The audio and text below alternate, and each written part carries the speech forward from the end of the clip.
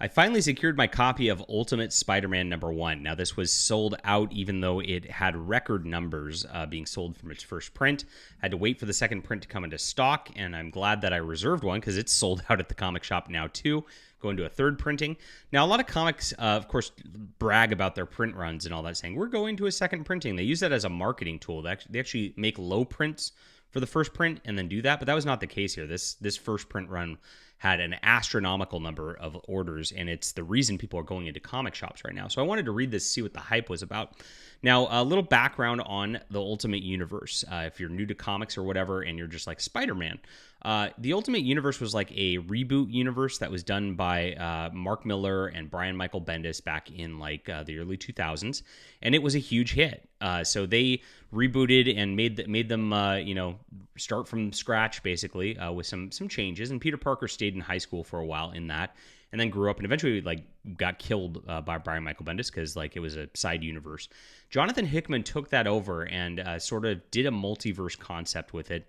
And they're going to come out with an Ultimate Universe by Jonathan Hickman omnibus very shortly. I think it's in the next couple months, which will go over that. That does get referenced here a little bit, but it really doesn't matter. If you're coming into this blind, this is really its own story. It does kind of read like a what if right now. I guess I'll say there's going to be spoilers of this.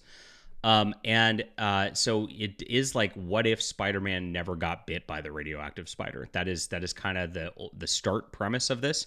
And then it goes on from there. So I wasn't sure what to expect about this. I know everybody was raving about just how great it was. It is a extra length-sized issue, and let's get into it just a bit. You open up with like Peter Parker here, and you just see the art is really well done. It's a little like the colors are on the darker and dreary side, which I don't love, especially for a Spider-Man thing. I do like Spider-Man being a little lighter, but I mean that's my minor criticism of what we got here. You see the beautiful cityscape. Very well done here. You see the close up on Peter Parker, just like the details really well done on the art. It's really emotional. You can actually feel just like he feels like he's missing something in his life is what goes on here, and he feels like his life passed him by. And you get that sense here too. You see his kids. He's got a kid, Richard, which is based on his dad's name, and Mayday Parker, kind of as a redux there, which is kind of a callback to Spider-Girl, which is great. And he's married to Mary Jane. And Mary Jane is looking good here. So everything is happy. This is exactly what we wanted out of Spider-Man. Now, what I was expecting out of this was that he would be Spider-Man at this point. He's just starting at this point in his life. But that's not the case here. He is just a normal guy, just with a normal family at this point. And there's something off in the universe. And as this book unfolds, you kind of learn there's something off in the universe all the way around. And so he's 35 at this point, so which is an interesting choice too. Hickman clearly made it to the point where he was like going to cater towards that kind of middle-aged audience who's kind of nostalgic about comics. That's probably why this is doing pretty well too. It makes sense. And so this is what everybody's always wanted out of comics. They didn't want some diverse replacement. They didn't want some like him making a deal with the devil to not be with Mary Jane and like being stagnated forever. They just kind of gave him what he wanted at that point. Except for you'll see he's missing something big in his life because he was destined to be a hero. Now Peter Parker works at the Daily Bugle here, just like the regular. And there's J. Jonah Jameson, wonderful art here. Parker. Very good representation of him.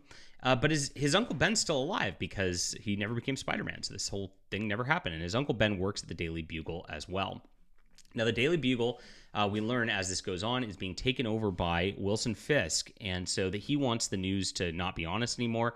And so J. Jonah Jameson is out, and he brings Ben Parker with him to kind of start their own rebel news agency.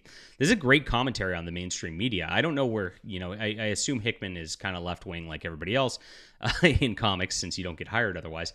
But the mainstream media is just complete garbage, and they do just cover things up, and they do just like make these things on behalf of villains and all that.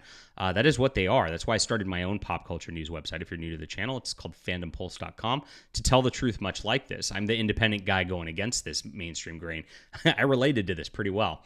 And so interesting commentary there that he actually just went in and torched the mainstream media and said that you do need to be independent. It's very much counter to what I think Marvel and Disney likes. It's kind of subversive on that level. I don't know if it was intentional or if it's just something that's been done here. Very interesting. I'd love to talk to Hickman, but the people at Marvel, of course, are not allowed to talk to me. So it is what it is. But very interesting here. And you see this kind of builds this arc over the course of the thing. There's something wrong. You see a Green Goblin kind of showing up and blowing things up. And then there's a lot of talk. There's no action in this, which really, when I got through this, I was like, wow, this was not what I expected. I expected him to kind of be Spider-Man and all that. And that kind of bothers me usually when there's no action, because it formats like a TV show, not like a comic book. Action is paramount in superhero comic books, and I usually just like loathe that kind of thing. But the dialogue actually was crisp and like went along and flowed naturally in a way that like most non-action comic books never get to. So Hickman did a great job on that level as well.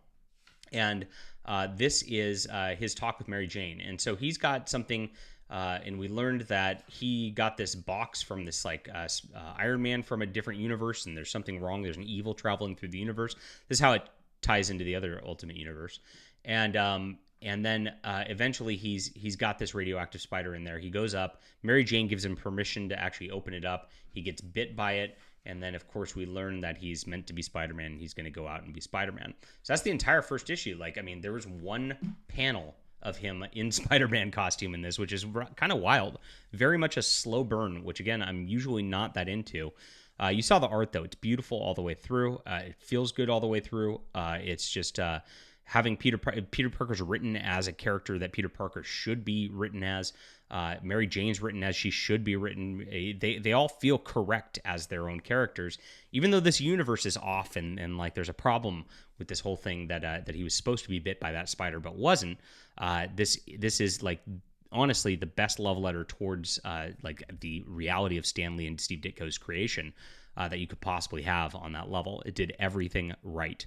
So I would love to see the regular universe take some cues from this. If you're watching, Marvel editors, the Amazing Spider-Man is just a train wreck, and watching Mary Jane be with this like weird dude from another dimension with a man bun is just lame. We want Peter to be with this. Just fix it. It's not that hard. Undo one more day. Like everybody wants that and has wanted that for the last 20 years, and it's ruined Spider-Man as a consequence. This is the blueprint. You can do it in the regular universe too. Look forward to see how this goes. Against Hickman's, like I almost didn't pick this up because I always make a joke like I'm waiting for omnibus, right? And it's always the I've waiting for trade joke, right? But waiting for omnibus is really the way that you read Hickman, and because Hickman does such a slow burn, such a big sort of thing, it's better to read his stuff in that kind of format when he's done. But I bought this just because I really needed to look at it. It is the hottest selling book on the stands, and I explained why for good reasons. Now, I'm going to put this on my main channel instead of my JDA Talks Comics channel, because I think this is a big enough of an event that I need to show what good comics are and what good comics could be to a larger, broader audience, because this is an important event, and it does make a big difference for Marvel Comics. So I do have a comic review channel that I normally post my comic reviews to. That link's in the description below, along with, of course, links to my books. So if you do like my thoughts on storytelling, you'll probably enjoy my comic books too. Check out Flying Sparks. That's my superhero one. It's in my web store in the description below. We're doing things here, and I want to see this culture shift to quality like this. And I'm not a huge fan of Marvel typically, but this is the way right here. If Marvel does want to get its act together, there's your book to do it right here. All right, leave a comment down below with what you think about this. I'll call this a 8.5 out of 10 overall. I'm not going to give it more than that. Again, like it's a slow burn, so it could very well just open up into complete brilliance. But I do think having an entire issue that was an oversized issue with no action in it is a little too slow for a Spider-Man book. And that's going to be my criticism of it, along with the coloring just being on the darker, edgier side. And I get it. It is a darker, edgier universe. But I want to see some brightness for Spider-Man. I really do. And that's it. Those are my minor critiques of it. Leave a comment down below. Hit the like and subscribe button. We'll be back soon.